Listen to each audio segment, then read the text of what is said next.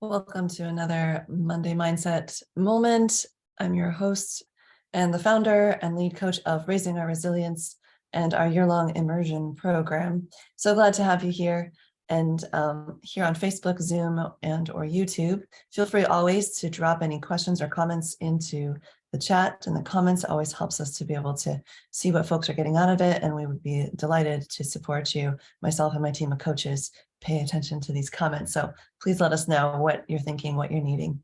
So here we are back together again, and this time we are going to be discussing a hot topic, which is how to break bad habits that damage our relationships. And I want to give you 3 strategies that really work. Now, I want to give you a heads up, though, that we're not going to just skim the surface here. In a very short amount of time, we're going to dive deeply into 3 really big pieces that I really have seen that if you tackle these over the next 3, 6, 12 months, you can majorly shift the way that your family relates and just the general feeling in your household. So some of us come to this because we have been experiencing conflicts that feel unresolvable, or feel stuck in patterns, and maybe you were drawn to the idea of a bad habit because you know that there's something that's going on that continues to happen in a pattern that doesn't work or doesn't serve the kind of higher vision or intention you have for yourself and for daily life and for your children. So welcome, way to come in and receive some ideas and some support, things for you to consider.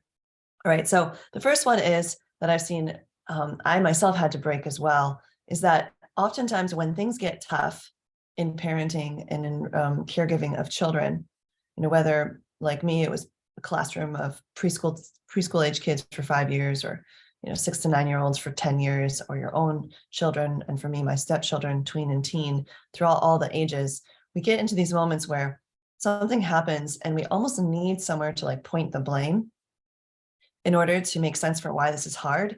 And unfortunately, we can be really harsh on either ourselves or our children. And what I see that connected to is a resistance. And what they say is, if you resist, what you resist persists.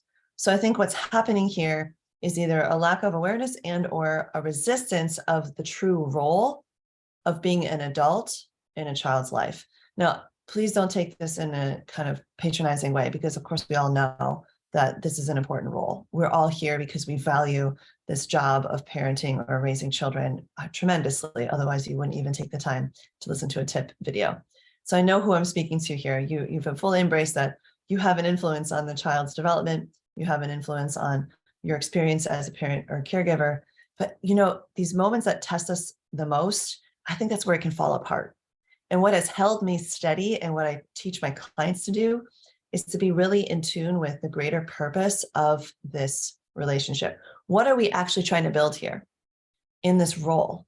And what is our role as being in the parent or the caregiver position, where this person, this child or teenager, has limited life experience?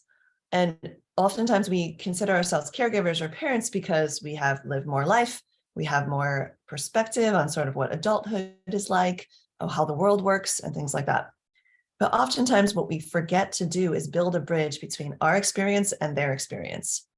And I have 2 remedies for you that are kind of a 2-part strategy, okay? The first one is attunement. We need to actually get a sense of where are they? And that requires some empathy and some listening and some inquiry and asking questions. Why are you why don't you want to do this right now?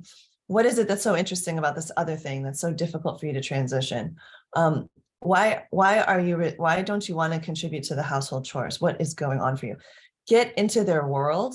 It's one of the 4 ways of winning cooperation. It's one of the 4 steps, but just the general headline: get into their world and attune, and try and see if you can read the need behind their position, their behavior. Read the need, understand whether they're trying to communicate with this behavior. And the bigger headline actually is attunement. To get into their world through attunement.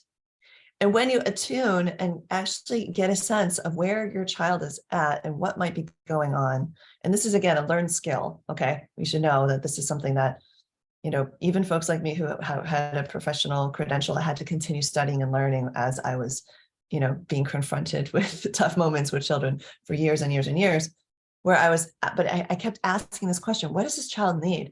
What is this child trying to communicate? Where are they coming from? What is their perspective? And when we attune with a child, we're building a bridge from our life experience and their life experience, from our parent caregiver position to them, to their receiving of our care. So the attunement, and then the second part of the attunement is then making sure that we do what we can to respond to their needs, whether or not they're actually able to articulate them. And that's probably one of the hardest things to do. I remember, tuning into one of my step kids who was presenting with this behavior that we all were a little confounded by. And it seemed like what he wanted was, attention. He just wanted his attention. But what he really was after was power. And then once we gave him more power, his attention-seeking behavior really went down. So these are the kinds of refining things that when you figure them out can kind of unlock the door to a better relationship and better communication and less of those misunderstandings, because oftentimes there's a mismatch between our intention. Like maybe we're trying to help, and so we do what they ask us to do, or we decide for them because we don't think they can decide. But if we're off, if we're not attuned, there can be this mismatch where our intentions are great. We really want to help them, or we want to smooth things out, or we want to kind of move through something difficult, but they're reading it. The impact of it is you don't get it. You don't understand what I need. I don't know if I can trust you with my hard things because this is how you react, right? And it starts to create distance and a rift instead of that connection that we really want in our relationships at the end of the day. Yeah.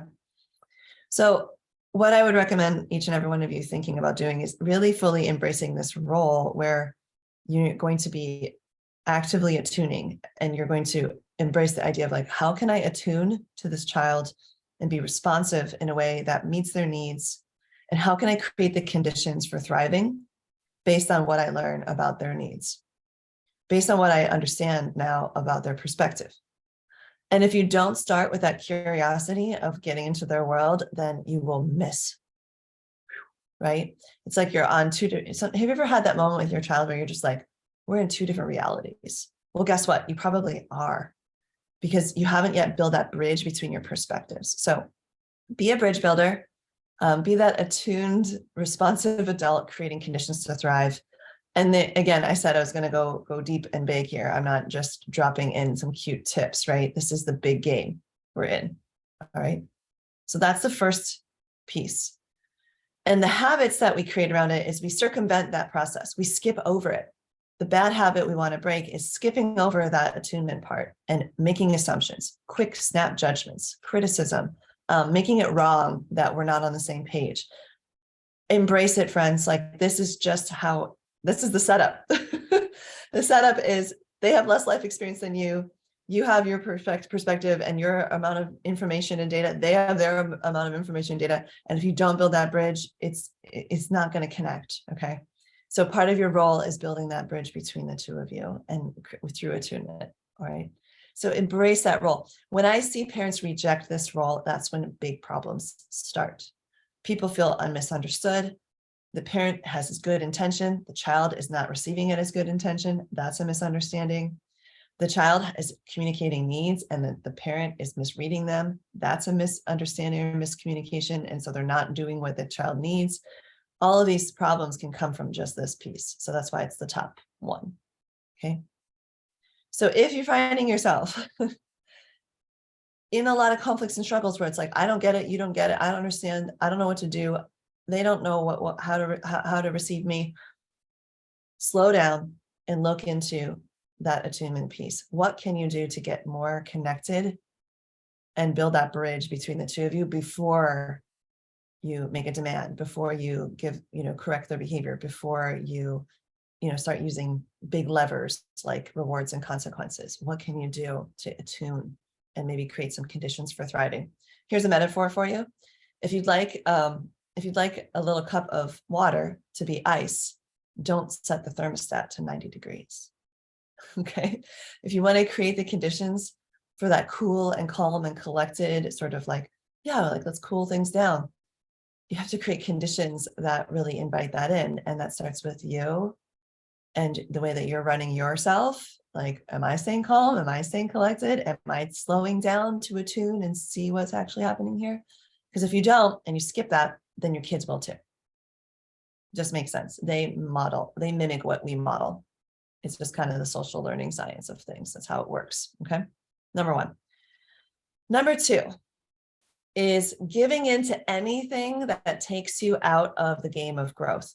And what I mean by that is maybe you're allowing your emotions to run unchecked, and maybe you don't have a handle on your temper. Maybe you have a short fuse that is you're not really addressing. Maybe you have unresolved grief and depression, and you're not really addressing that. Maybe you have a lot of fear and anxiety running the show, or maybe some combination of all of these.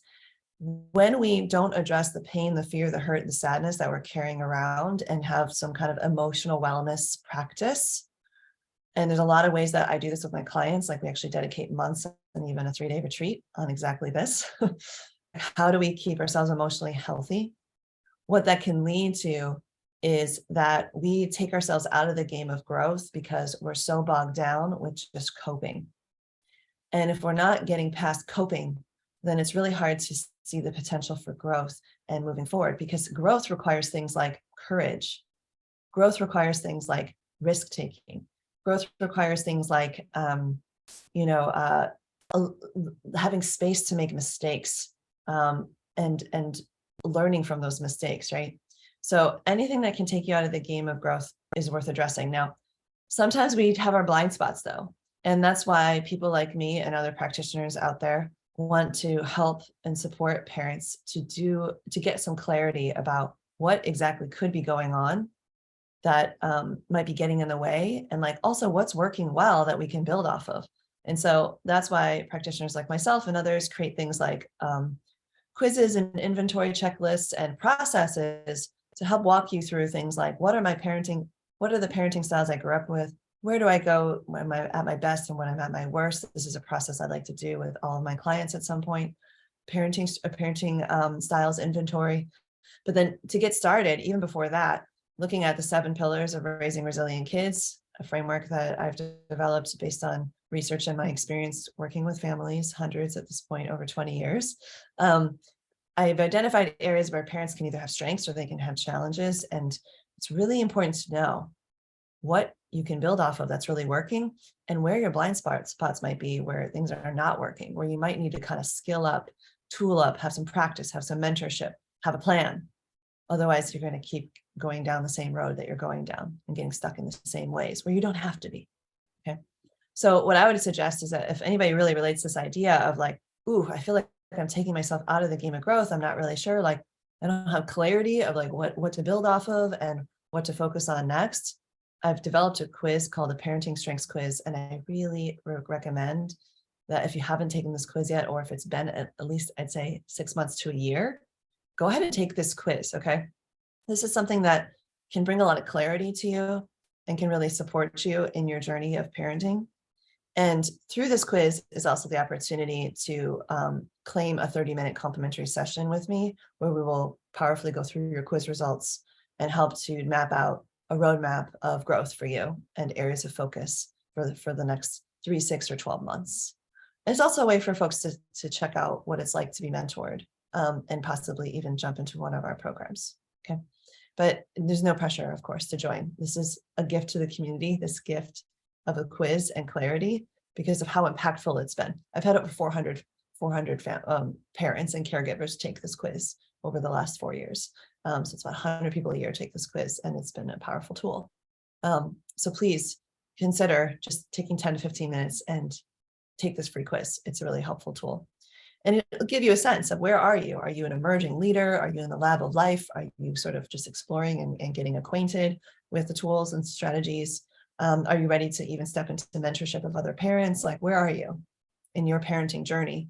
A lot of people don't think of parenting as something that you can grow and develop as like personal growth, but to me, it's like the accelerated personal growth program that's just right there in front of you if you claim it, and especially this growth perspective.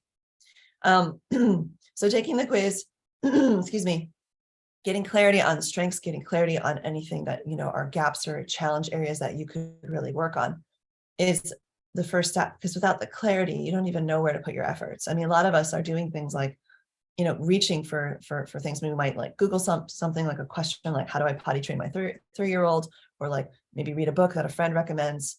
It's not quite the same as something personalized where you get to like evaluate and go through these 7 areas over 12 questions and even state some of your goals for the next year. It's a really useful process. So please do take the quiz. Okay. It's there for you as a resource.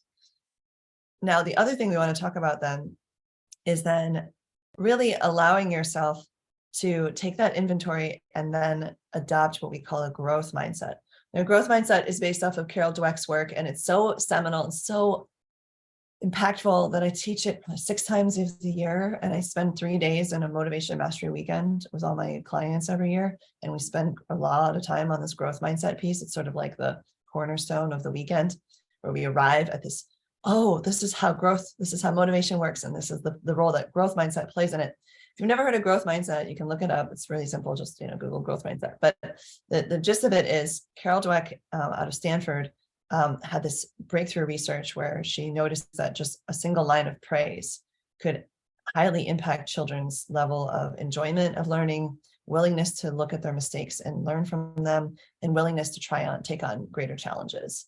And the parent or caregiver role was so impactful that it really kind of pushed out into the, hey, teachers, hey, parents, hey, caregivers, like you need to be aware of this piece, this growth mindset piece. And I would say even more importantly, we need to adopt it for ourselves. So this leads us into our third bad habit to break. One of the kinds of habits that we get stuck into are literally habit ruts. Okay, so we've addressed the mindset habit, which is like resisting the role of parenting and caregiving and what it really means, being that attuned and caring adult that responds by creating an environment of thriving. We've addressed kind of like an emotional habit or sort of roadblock to growth, which is like not dealing with pain, fear, hurt, and sadness, and getting stuck in kind of just coping, and then also not looking at like what's working and not working. There's this kind of whole like a constellation of things there.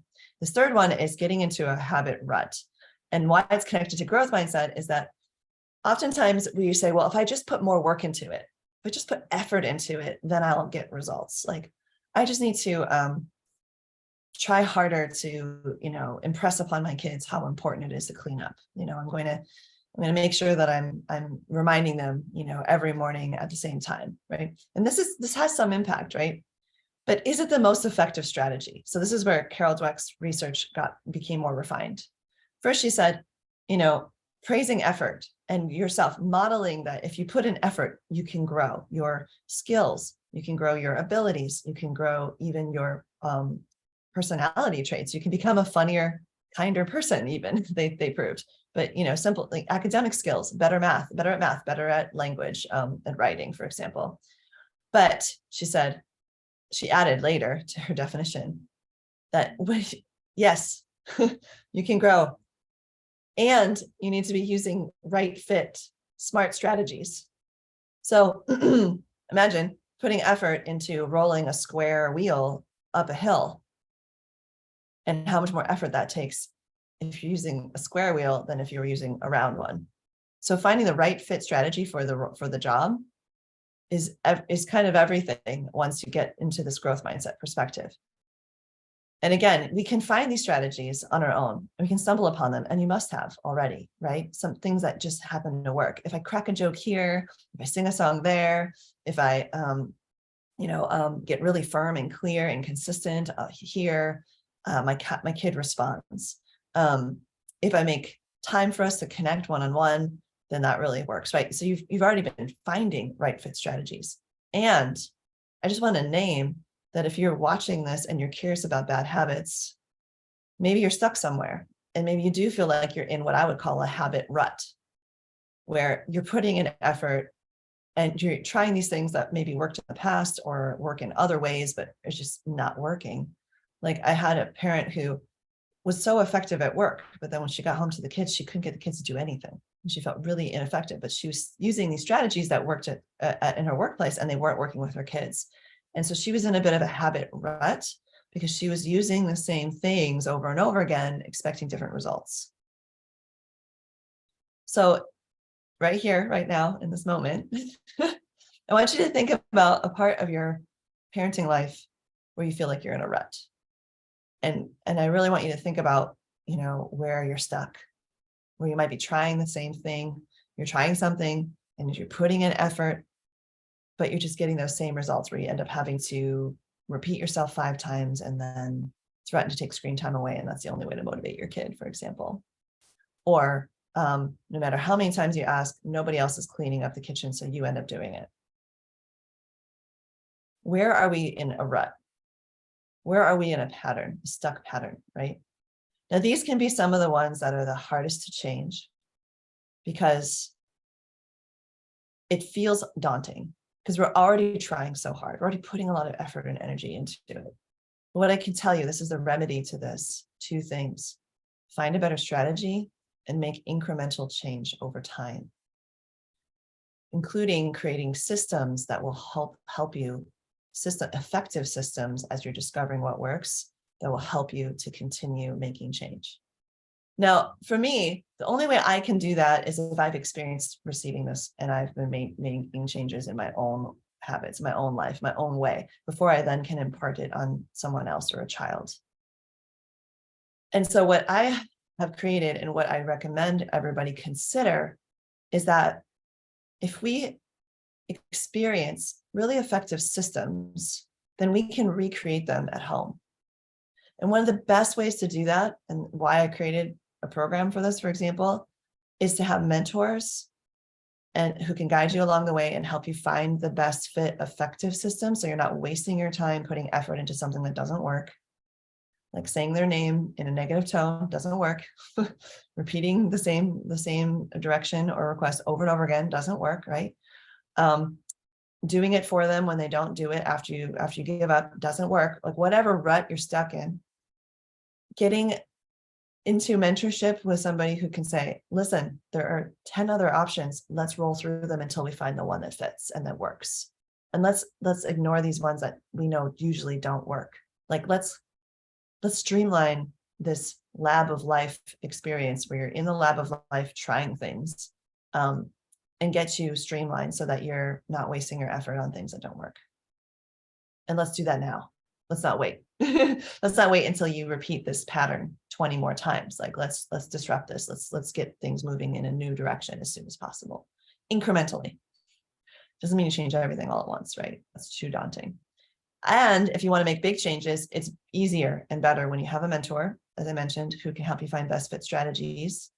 And you have a peer support group of folks who are doing the same thing alongside you. And you're watching them try things and discover things alongside you so that you actually get to kind of triple or quadruple or even x10 your results.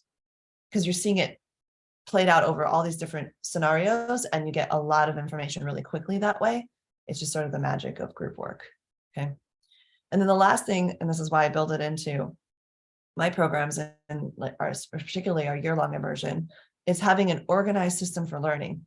And what struck me was James Clear, author of Atomic Habits, quote when he said, "You don't rise to the level of your goals." We all have goals, we'll set them, but we don't actually just rise to them, we fall to the level of our systems. So what an organized, structured learning approach can do is it can help you stay in the game and help you stay accountable, where you are making a commitment to changing daily life as a family. You are making a commitment to growing as a parent. You are making a commitment to learning new tools and strategies and figure out which ones fit the best. And when it's organized and laid out for you, there's a certain part of you that relaxes into the process and going, okay, we're going to get to that. Oh, yes, it's coming up. Oh, yeah, I can review that. I just went through that process. Oh, yes, it's still there for me. This container that kind of holds things for you. It's the same kind of container and structure that our kids need at home. They need us to take time out for trainings to help them with their little daily skills so that they can become more independent. They need us to create structure around their routine so that they can get into a rhythm. They need us to create structure and systems around how does it work when they step out of bounds and boundaries are crossed, right? They need that from us. And we need it too. And for some of us, we haven't actually experienced organized learning around life type skills. We've maybe experienced it around math and writing and like technical skills or academic leaning skills or professional skills, but not necessarily in the personal growth space. in this way that is so impactful on daily life and is the basic foundational pieces that kids need too. So systems that you can fall to the level of, which will hopefully be a high level, mentors, peer support, and organized learning. And then last but not least, regular feedback so that it can be this active process of change. And that's where incremental change becomes really powerful, because you get that feedback that I'm on the right track, or you get that feedback of, oh, wait, I'm about to head down this wrong direction for 3 to 6 months, and let me not waste my time. Let me make sure I'm coming back on track, making progress, and helping my kids understand that I'm here for them, that they can trust me, that I'm capable, that I see them, that I can attune to them, I can meet their needs, and we can get this daily life thing running smoothly together. There's nothing more satisfying than having a really smoothly running day with your family, where you just, or your child, or in your caregiving constellation, where you get to enjoy your time together.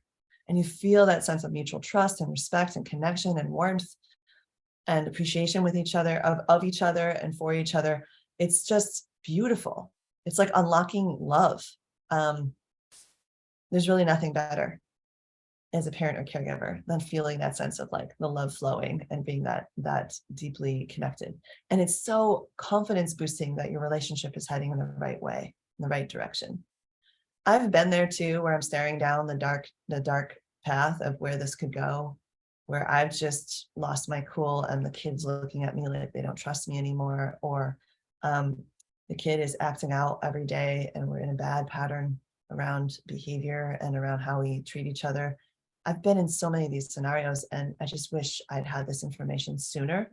So just know this is coming from a very informed place of like, gosh, if I could just help parents understand these couple of things. And it's not just, it takes time. We went deep and we went impactful today.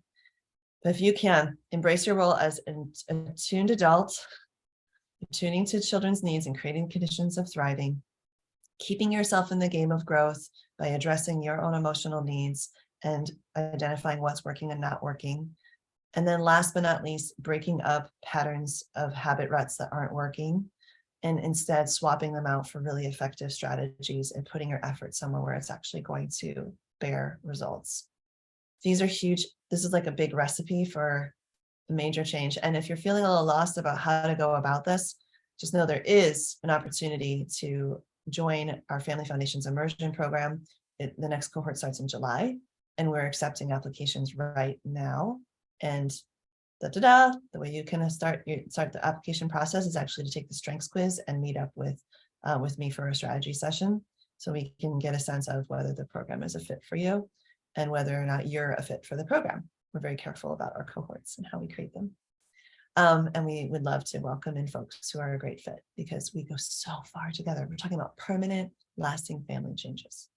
So there is a bit of a deadline though, friends. We would love to see folks take this quiz by mid-June, so that you have time the second half of June to really ramp in and ramp up into an amazing year of mentorship, where you'll have July all the way through next June 2024 with mentorship, a community, an organized learning approach, and of course, regular feedback loops so that we keep you in the game and keep you moving and growing. So if this is appealing to you, or if it's something that you think stands out as something special that somebody in your life should know about, or a community in your life should know about, there's two things you can do. You can pass on the quiz link, or you can invite them to the Raising Resilience Facebook group.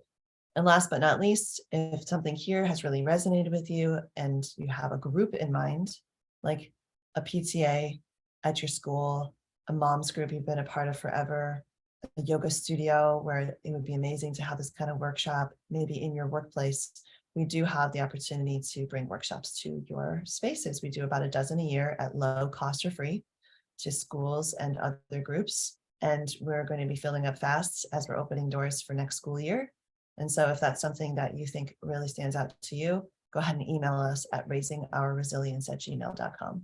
That's raisingourresilience@gmail.com. Let us know that you're interested in exploring bringing a workshop to your community. Okay, it's a great resource that people have given us feedback, have really opened up dialogues. Like a school even hired a school counselor after we came and gave a talk, because they realized how many parents really want help. with the emotional needs of their children. We've had parents and PTAs then create a whole series of practitioners coming in and giving the parents more support. A lot of times it's just a matter of bringing in a resource that makes sense, to get a community started in embracing that parenting is something we can all work on and support each other with. So whether your role is a teacher, an educator, a counselor, a caregiver, related or unrelated to children, or a parent, person who identifies as a parent, I just want to acknowledge you, that we love you all and believe in you all. And it's been such a pleasure to drop in and give you this hefty, kind of hopefully charged up, will help charge you up and boost you into what's possible.